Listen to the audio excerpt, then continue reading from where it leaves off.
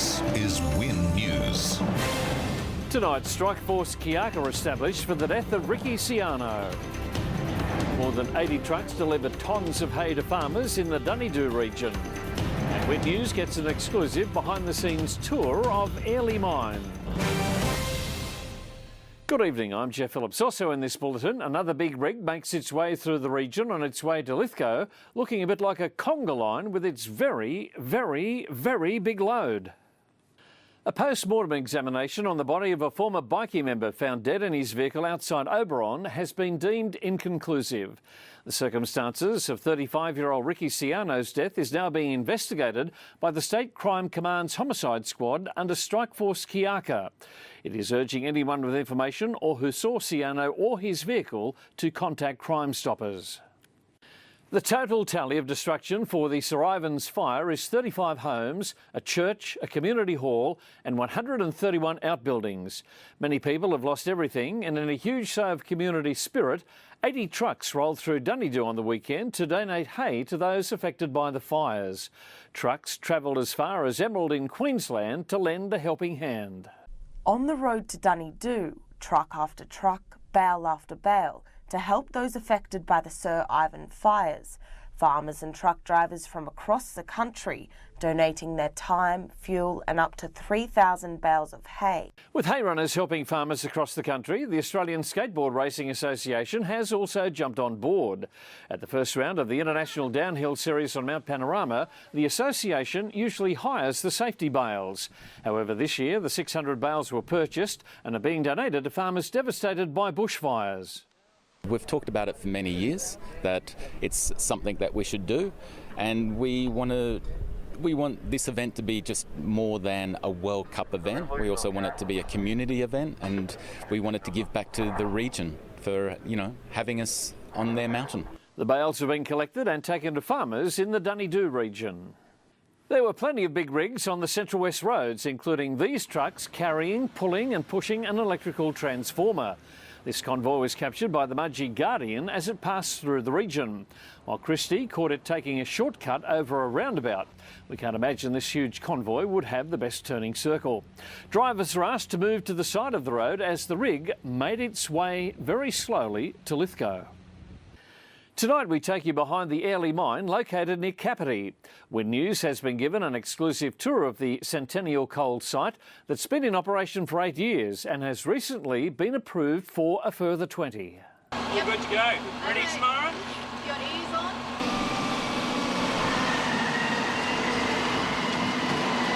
Driving deep under the Airlie and Jenolan Mountains, we're taking the road travelled 24 hours a day, 5 days a week at Airlie Mine. It's an historic day for the courthouse in Orange. For the first time, the New South Wales Court of Appeal has conducted a sitting in the Colour City. It's also the first time the state's highest court has come to the Central West. As the room stood to attention, the three justices took their places, front and centre. When Win News continues, the member for Calare continues his push for the Murray-Darling Medical School, and a new cohort of students starts university degrees at O Week.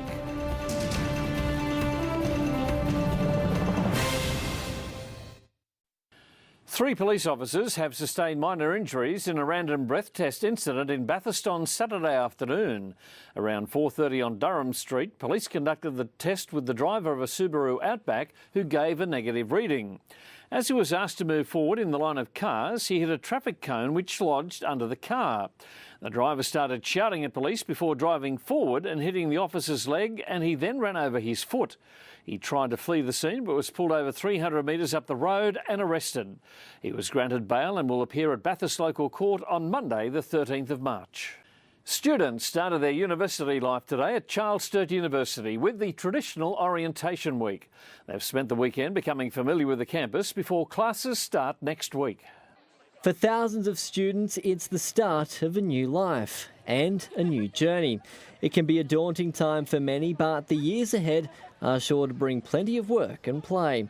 Amy, how's your Monday sport? And a local horse books a bit of an unlikely ticket to Royal Randwick. That is right, Geoff. It upset a strong field at Dubbo's Country Championship qualifier, plus a sweep conquers Mount Panorama in style.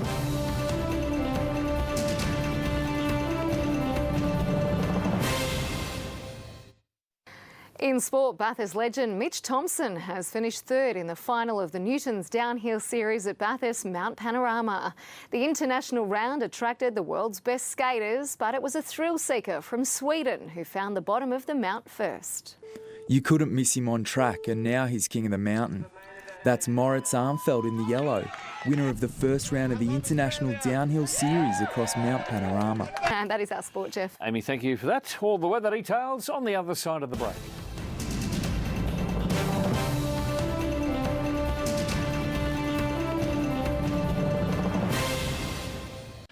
Autumn is approaching with a cool start to the week, and temperatures are forecast to drop down to 4 degrees in parts of the region tonight.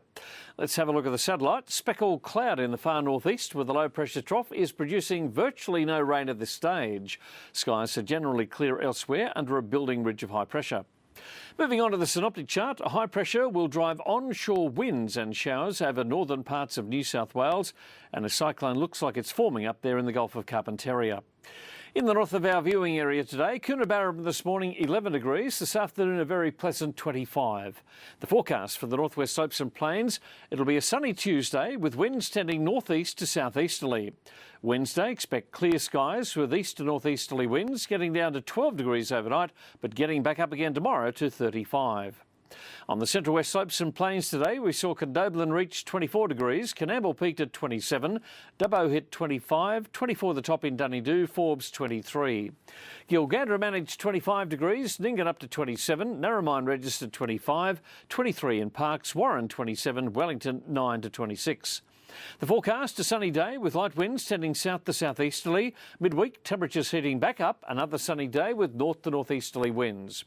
On the central tablelands today, Orange 6 to 19, Mudgee 8 to 24, Bathurst 8 to 21, Cowra 10 to 24, 9 to 19 in Lithgow, 6 to 19 in Oberon. The forecast, clear skies with winds tending east to northeasterly. Wednesday, mostly sunny with east to northeasterly winds. As we mentioned, a cooler night tonight, Orange down to 4. Tomorrow, though, 27. Mudgee spread 9 to 30 degrees. Bathurst range from 5 to 29. In Dubbo, 10 up to 32. Burrendong Dam sitting at 89% capacity. Today, a release of 1,921 megalitres. And over at Wyangla Dam, it's sitting comfortably at 90% capacity. A release of 1,536 megalitres. And that is Win News for Monday the 20th of February. Join us for the All Australian News at 11:40 and again tomorrow at 6 for your Win Local News. I'm Geoff Phillips. Coming up next is The Project. Until 6 tomorrow, good night.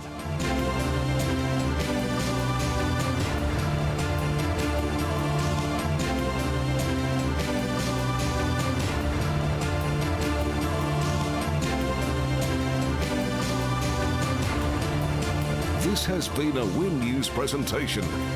Win News, Regional Australia's #1 news source.